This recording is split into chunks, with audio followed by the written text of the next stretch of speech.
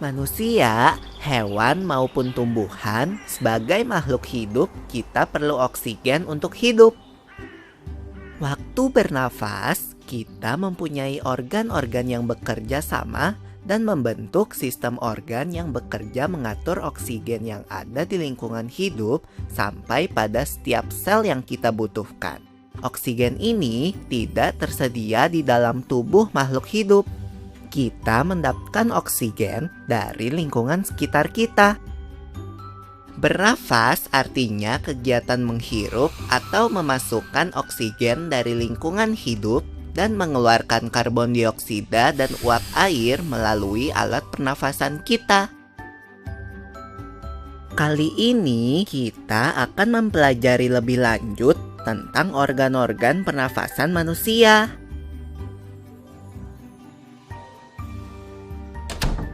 Lula, kamu tahu enggak kalau alat pernafasan kita terdiri atas hidung, pangkal tenggorok atau laring, batang tenggorok atau trakea, cabang batang tenggorok atau bronkus, dan paru-paru.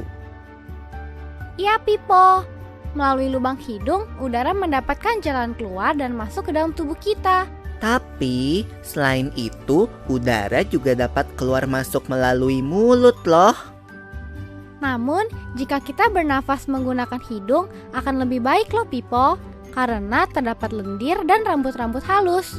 Rambut-rambut halus ini berfungsi untuk menyaring udara yang mengandung debu, kotoran, dan kuman penyakit.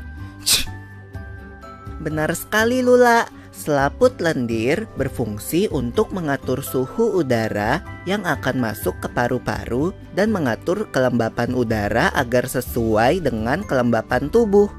Hidung juga jalur yang langsung terhubung dengan alat pernafasan berikutnya, yaitu tenggorokan. Tenggorokan merupakan alat pernafasan manusia yang kedua. Pada tenggorokan terdapat laring atau pangkal tenggorok dan batang tenggorok atau trakea. Pada bagian dalam dinding batang tenggorok terdapat selaput lendir dan rambut-rambut halus yang selalu bergetar yang berfungsi menghalangi benda-benda asing yang akan masuk ke paru-paru. Pernahkah kalian tersedak?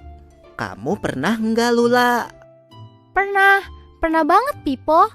Itu kenapa ya, by the way? Tersedak merupakan gerak refleks untuk mengeluarkan kembali benda atau makanan yang masuk ke saluran pernafasan.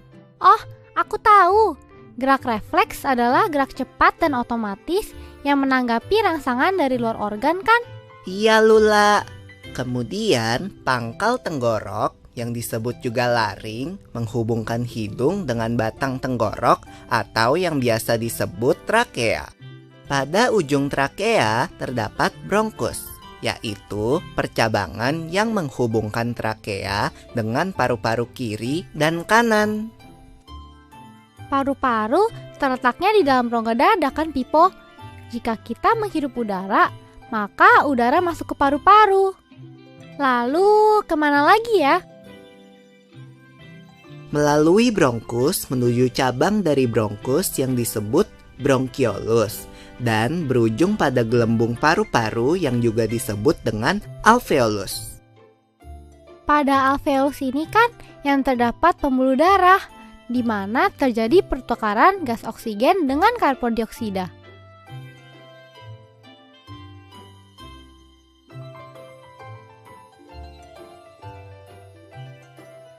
Well, Pipo, tahu gak kalau sistem pernafasan kita terdiri dari dua, kan?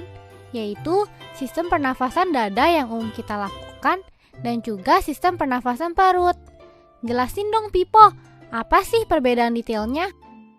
Pernafasan dada terjadi karena gerakan tulang rusuk oleh otot-otot antar rusuk. Pengambilan udara terjadi saat otot antar rusuk berkontraksi atau mengerut, sehingga tulang rusuk terangkat ke atas menyebabkan rongga dada dan paru-paru membesar. Oh begitu, berarti pengeluaran udara terjadi saat otot antar rusuk berelaksasi atau mengendur. Saat itu, tulang rusuk turun ke posisi semula, menyebabkan rongga dada dan paru-paru mengecil, kan? Ya, benar sekali. Lalu menurut kamu, bagaimana dengan pernafasan perut kita, Lula? Aku belum yakin banget sih, Pipo. Jelasin dong. Pernafasan perut terjadi karena gerakan otot diafragma, yaitu sekat yang membatasi antara rongga dada dan rongga perut. Pengambilan udara terjadi saat otot diafragma berkontraksi. Posisi diafragma mendatar menyebabkan rongga dada dan paru-paru membesar. Berarti pengeluaran udara terjadi saat otot diafragma berelaksasi. Posisi diafragma melengkung ke atas, lalu menyebabkan rongga dada dan paru-paru mengecil.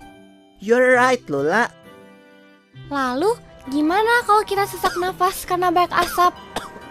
Itu akan kita bahas lagi dalam video selanjutnya.